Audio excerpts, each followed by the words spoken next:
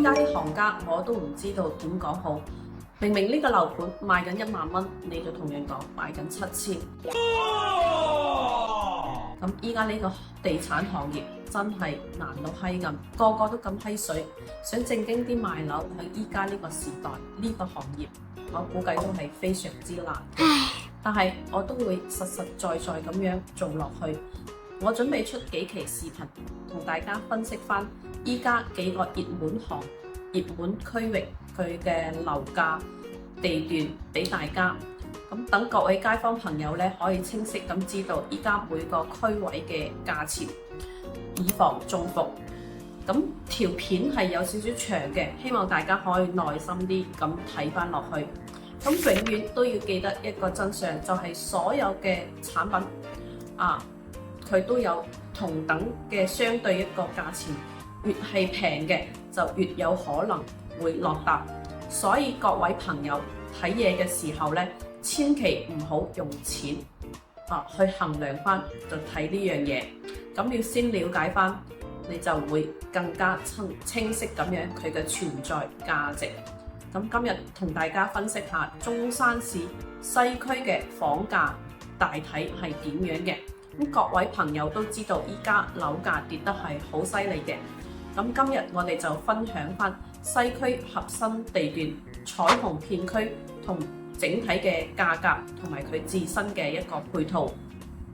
咁希望可以幫到大家，幫到你想買房嘅時候多個思路。大家好啊，我係 Jennifer。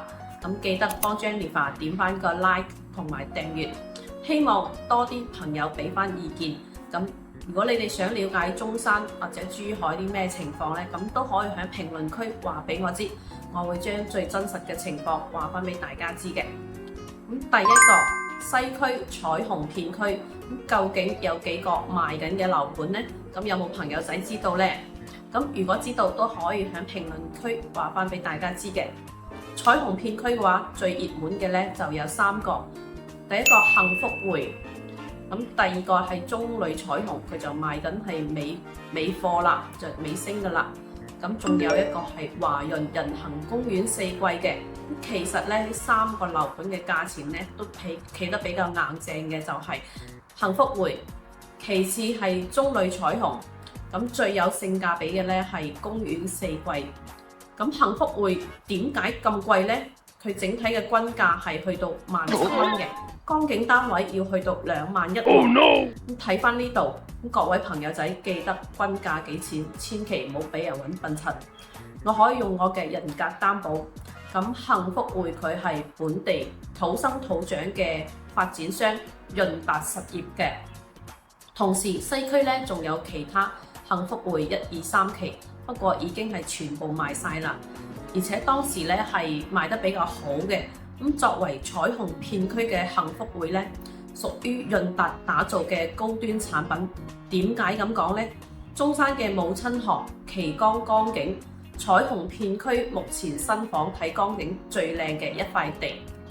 如果唔係本地開發商咧，點可能喺市區攞到一個咁靚嘅地呢？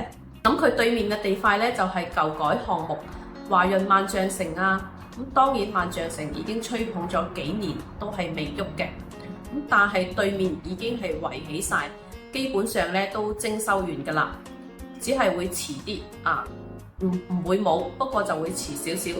咁以後西區彩虹片區咧嘅江景絕對數一數二咧，就係樓下西區嘅沿江公園，咁都已經起完㗎啦。夏天散步嘅話咧，絕對係舒服嘅。成個樓盤嘅缺點咧，就係樓盤唔夠大型，咁物以稀為貴，咁行路咧幾分鐘就可以到返西區中心小學。咁記得 Jennifer 上期講過嘅視頻咪？一定咧以學校為中心。咁去返附近10分鐘左右嘅樓盤咧，咁你就唔會錯噶啦。呢個咧係貴嘅原因。咁當然香港人係唔需要考慮翻學校嘅，呢個我都知道。但係香港人如果想買自己想要嘅樓咧，又要有價值，咁你咧就要選擇翻近學校嘅樓盤。咁內地人咧最中意咧就係有價值嘅嘢，雖然兩地政府一直拉攏以養老為主，但係養老你都要有配套㗎嘛，係咪？咁你想出門有嘢食有車坐，唔係你點養老呢？咁養老都要提升返自己嘅居住環境品質各方面，咁而唔係委屈自己去住埋啲鬼城，同埋斜對面呢就有一個中醫院，咁呢個係重點嚟嘅。養老一定要有醫療配套，咁相信呢都係比較關心嘅呢一個點。咁中山比較好嘅醫院前3名呢，有博愛醫院啦、中醫院啦同埋人民醫院啦，所以你就知道佢貴喺邊度啦，係咪？同時醫院隔離呢就係西區濕地公園，咁即係西區嘅彩虹濕地公園啦。咁大家要知道，市區濕地公園呢係非常之少嘅，而且環境係非常之舒服。咁得閒過去西區可以去住返1-2晚酒店體驗一下。另外後基樓、麥德龍大型嘅商場同大信新都會咁樣都可以喺度行下，都係喺附近嘅啫。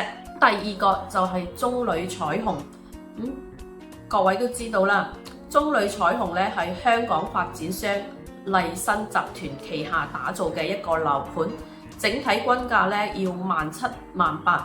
西區彩虹片區咧屬於係最大嘅一個大型樓盤啦，自帶有商業街啦、電影院、車站。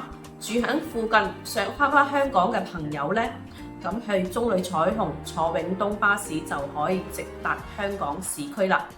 咁如果唔係嘅話呢，就要花返5分鐘嘅車程去返西區國際車站坐中旅同環島嘅車返香港。咁中旅目前呢已經係賣到尾聲㗎啦，目前小3房高層單位20層打起嘅得返幾套，全部都係15,000幾，任揀。中意中旅彩虹呢個樓盤嘅朋友咧，就要嗱嗱聲啦！如果唔係真係冇樓層冇樓揀啦。咁品質咧係香港同中山麗新嘅品質肉眼所見，的確係唔錯嘅。第3個華潤人行公園呢個樓盤咧喺西區最抵買嘅。周邊中旅、越秀、幸福會有嘅配套佢都有，同時位置咧就喺中旅隔離，同一條路，均價都係13,000到15,000就可以攞低。而且咧樓盤分2期開發嘅，喺西區都算係一個大盤，而且風格比較時尚，小區環境靚，採用嘅係新加坡嘅設計理念啦。大家要知道呢個盤呢係央企同新加坡發展商共同打造嘅，同時喺西區政府全力支持嘅一個樓盤，呢個實力絕對係冇得彈頂呱呱嘅，毫無疑問絕對唔使擔心爛尾呢個問題。而且1期已經係交樓啦，入到去你就可以感受到環境，小區環境係幾咁舒適，同埋佢嘅入住率都係唔錯嘅。依家清緊1期嘅尾貨，精裝現樓，有時間呢一定要過返嚟睇咁一定要揾返一個實實在在嘅 agent 帶你實地考察，唔好成日俾人割韭菜，唔好成日咁樣送上門，伸個頭出嚟俾人割韭菜。2期呢基本上係全部封頂嘅狀態，不過要年尾先至收樓價錢都係15,000左右就可以搞掂啦。上面呢3個樓盤呢，係我真心推薦返俾大家嘅，歡迎對比。咁都係希望大家呢知道呢個片區究竟有咩好啦，價錢大概喺邊個幅度啦。咁如果有興趣睇返中山珠海樓盤嘅，歡迎隨時聯繫返 Jennifer，我都會喺評論區留低返我嘅聯絡方式。記得我係喺灣區堅持賣樓嘅一個 agent。